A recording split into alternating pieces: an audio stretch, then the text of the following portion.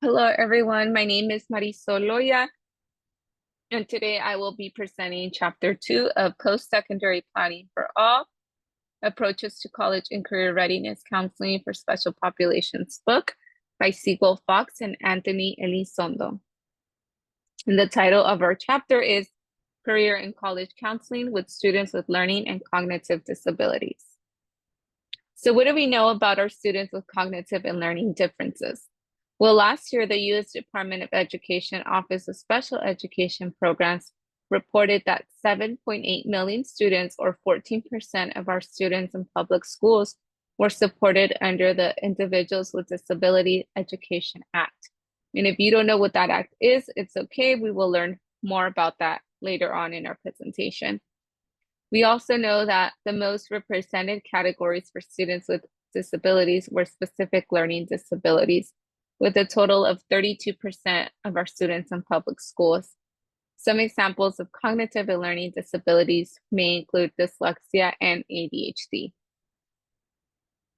So what are some laws that ensure equitable access for all students? So under Section 504, we have the Rehabilitation Act of 1973.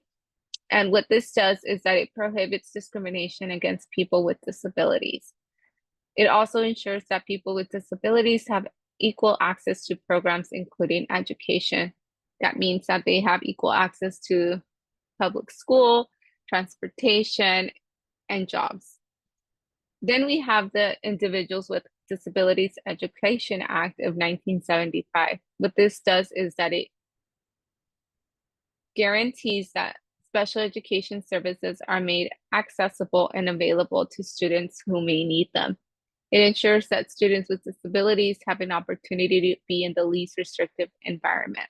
What does that mean? That means that students who may be in a special education class are able to, if appropriate, have recess with their peers that may not be in a special education class, or that if a student might have a cognitive or learning disability, depending on their level of depending on their psychological and physical level, they may be able to be mainstreamed into a mainstream classroom or a general education classroom. We also have what is known as an IEP, which stands for Individualized Education Plan. And what this plan does is that it outlines any accommodations or modifications, objectives, or goals for the student.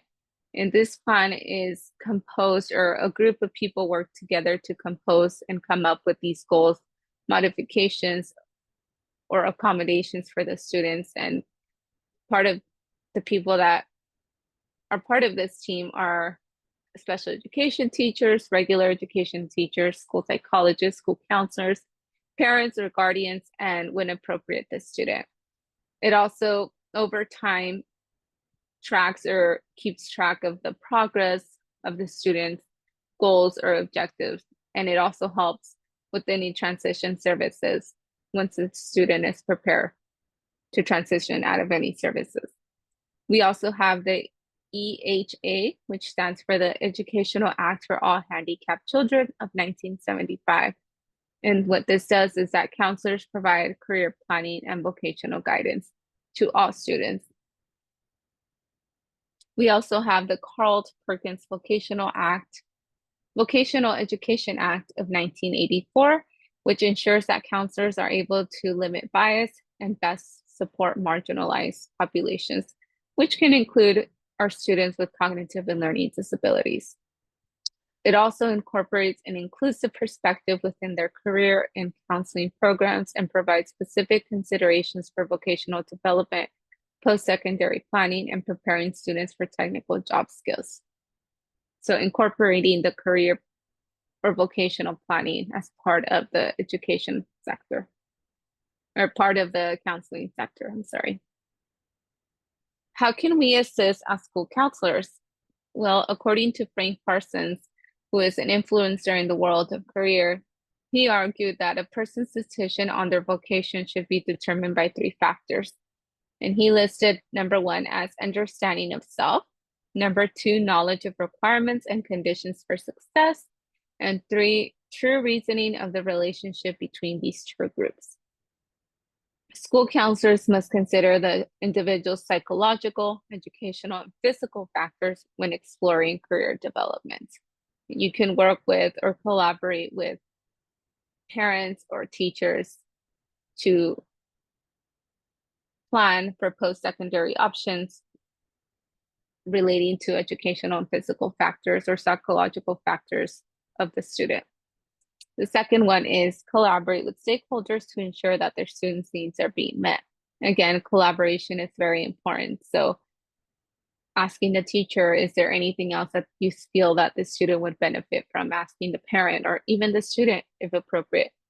Conducting interest and preference surveys and work study opportunities. So sometimes, a lot of the times actually, students don't know what they want to be when they're in high school or middle school, and that's okay, but just doing these surveys and letting them know like, hey, this is what you're good at can probably help minimize or help them navigate what things might draw their attention as what they want to do when they get older. Also preparing and training students for interviews.